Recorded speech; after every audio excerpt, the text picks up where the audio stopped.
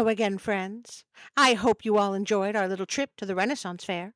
I know I should have filmed more, but I was having so much fun I kept forgetting. You will all be happy to know I did bring the cameraman this time. They were also having too much fun to remember to film. Maybe next time. My little channel continues to take tiny steps forward in subscribers. We are now up to 96, which is very exciting to me. If we reach 100, I should do something special. I'm open to suggestions. Today, we will do another request from H.W. It is also a very well-known tale, so I'm wondering how different it is from what I think I know. I do hope it's a nice surprise. Of course, my soul-crushing videos seem to do better, so who knows? I wish I could shrug. Oh well. So, here we go with The Pied Piper of Hamelin. It was the year 1284. Oh, really? I'm I'm stopping here because there is an actual date. Google, is the Pied Piper of Hamelin a true story? Huh. Everyone knows the tale of the Pied Piper of Hamelin, who lured 130 children away by playing his pipe, but few people realize that the story is based on real events, which took place on the day of Saints John and Paul on 26 June in the town of Hamelin, Lower Saxony, Germany, in 1282. I I did not realize this was true. Tell me more. Per the BBC, there is an inscription in the town that says AD 1284, on the 26th of June, the day of St. John and St. Paul, 130 children born in Hamelin were led out of the town by a piper wearing multicolored clothes. After passing the cavalry near the Koppenberg, they disappeared forever. Oh, the plot thickens. So, I did a lot of looking, and the thing is, nobody knows what really happened. But the most widely accepted theory is that the piper took the children. You know what? I'll just let Dick Eastman explain it to you.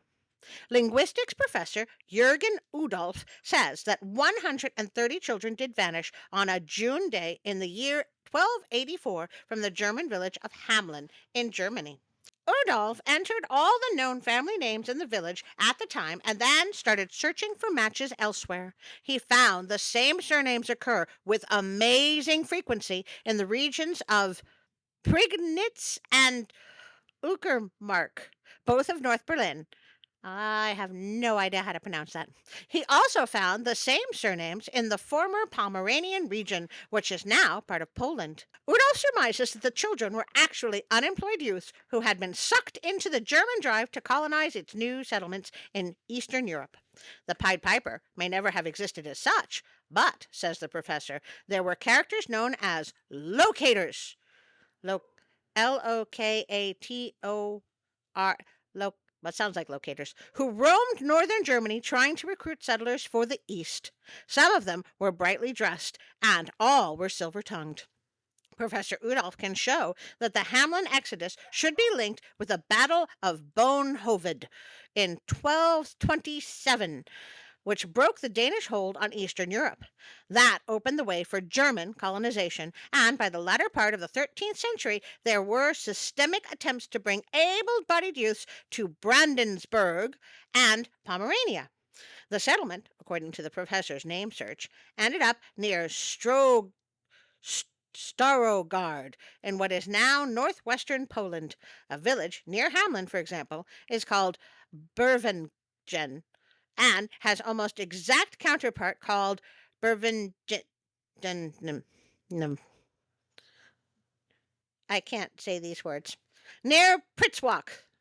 I probably said that wrong too. North of Berlin, and another called Bruinger near Starogard. Local Polish telephone books list names that are not typical Slavic names one would expect in the region. Instead, many of the names seem to be derived from German names that were common in the village of Hamelin in the 13th century. In fact, the name of today's Polish telephone directories include Hamel, Hamler, and Hamelnik, Hamel, and another name, all apparently derived from the name of the original village. Oh, this is exciting and unpronounceable. We have never read a true story before. Now I really need to read this. Let's start back at the beginning. Yes, June 26th, 1282, when a strange and wondrous figure arrived in Hamlin. He was attired in a coat of many colors, and was taken to be a rat catcher, because he promised to free the town of a plague of rats and mice for a fixed sum of money.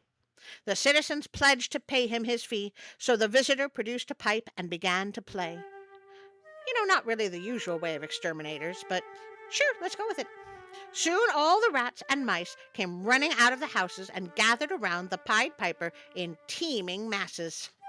They do say music soothes the savage beast. Once convinced that each and every one followed, he means the piper. I keep interrupting, so I thought maybe you forgot. Went out of the town straight into the river Weser, where the vermin plunged after him and drowned. And no, they did not. Rats can swim. In fact, if you'll help again, Google, rats are normally the last ones to evacuate a sinking ship, but they are able to dive in open water and can swim as far as a half mile or 0.8 kilometers. So unless the piper was holding their teeny little heads under the water, the rats were probably just fine. And a little cleaner. Back to the story.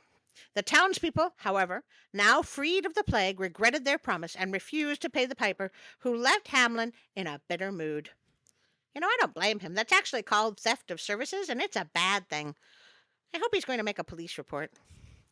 On the 26th of June in that year, he returned, this time dressed as a huntsman, wearing a grim countenance and a wondrous red hat. Ooh, he's in disguise. While the townsfolk were assembled in the church, he again sounded his pipe in the streets. This time it was not rats and mice that came out, but children. A great many boys and girls older than 4 came running, among them the grown-up daughter of the mayor, to be led through the Osterator gate and into the very heart of a hill, where they all disappeared. How? Was there a cave? Did the hill open up? Was it really foggy? How did they just disappear? Were they teleported? Has Kirk once again violated the Prime Directive? Only 2 children returned, because they could not keep up.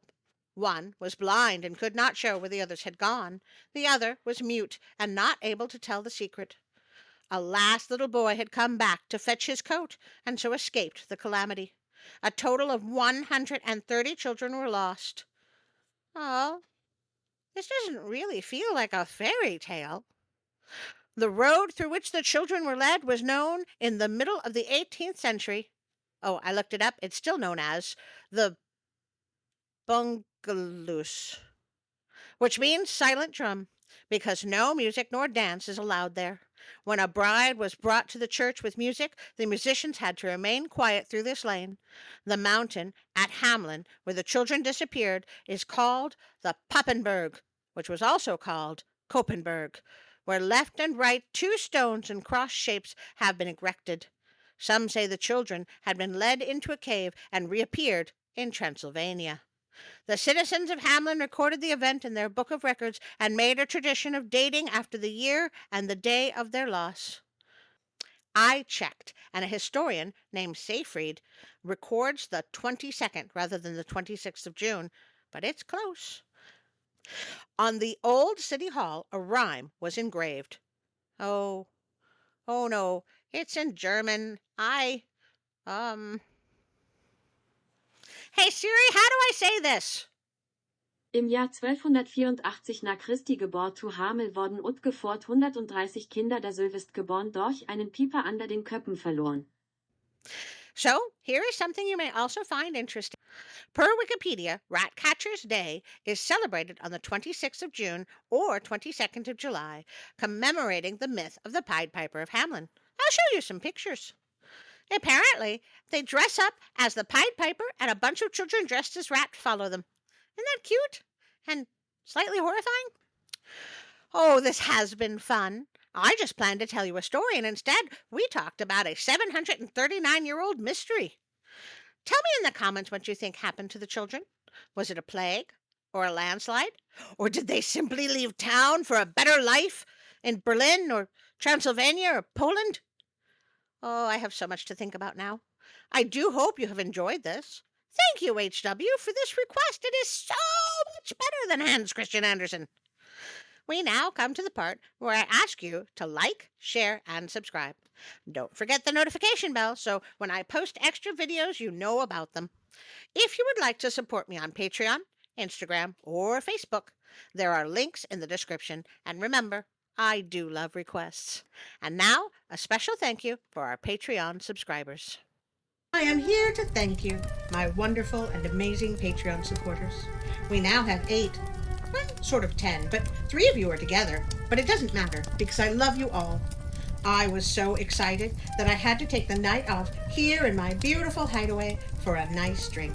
So thank you, Robinson, Ida, Teresa, Darren, Rick's Journey, Karen, William, and now Josh, Colleen, and Callum. I am forever grateful to you all.